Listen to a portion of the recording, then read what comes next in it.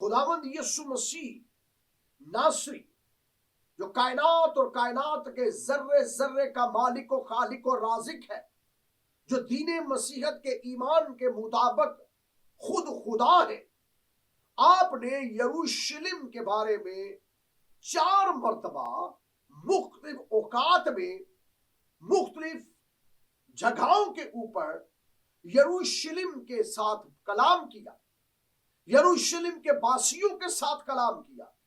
और आज इतना वक्त नहीं कि मैं वो सारी डिटेल आप तक पहुंचाऊं, लेकिन मैं सिर्फ आपको ये बताना चाहता हूं कि खुदावंद यीशु मसीह ने 2-3 बड़ी बड़ी मेजर बातें की यरूशलेम के बारे में। आपने फरमाया, यरूशलेम तुझ पर अफसोस, तो नबियों की कातिल है।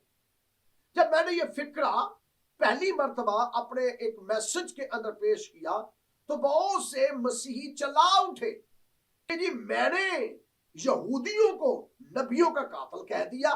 तो भाई मैं नहीं कह रहा, इंजीले मुनव्वरा खुदा का बेटा यीशु मसीह अपनी जुबान मुबारका में से इरशाद फरमाकर दर्ज करवा रहा है कि यहूदी नबियों के कातिल हैं। यरूशलेम पर रोए आप, और जब आप उस पर रोए तो बाइबल मुकद्दस में लिखा है कि कोई नबी तेरे बाहर तो मरा ही नहीं है, तू नबियों को संसार करने वाली है, नबियों की कातिल है, और फिर मैं भी आ रहा हूं ताकि तू मुझे भी कत्ल करे।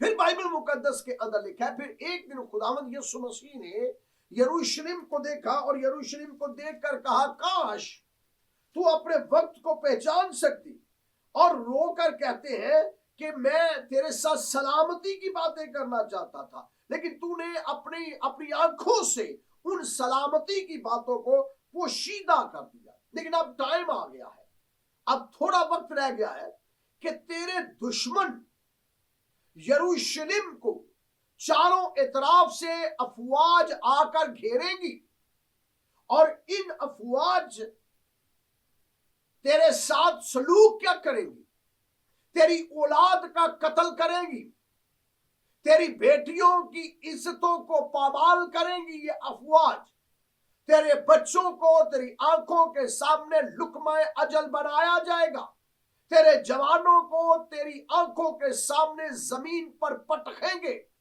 और तू कुछ नहीं कर पाएगा, ना कर पाएगी। होगा क्या? तेरा सारे का सारा शहर जो है, जिस पर तू गरूर करता है, जिस पर तू घुमंड करता है, इसकी ईंट से ईंट बजा दी जाएगी। और फिर बाइबल मुकद्दस बयान करती है, खुदावंद यीशु मसीह ने एक और मौका पर फरमाया, और आप क्या फरमाते हैं? आपने फरमाया ये इंतकाम के दिन होंगे, जो हामिला खवातीन है उन पर अफसोस, कैसे भागेगी जंग के अंदर, कैसे जान बचाएंगी। बच्चे तो मार दिए जाएंगे, बूढ़े भी कत्ल कर दिए जाएंगे, जवानों को पटक पटक कर मारा जाएगा, तो जो हामिला है कैसे भागेगी? अफसोस उन पर है कि वो उन दिनों के अंदर तो भाग भी नहीं सकेगी, क्योंकि उन दिनों में बड़ी मुसीबत होगी और लोग तलवार का लुकमा बन जाएंगे।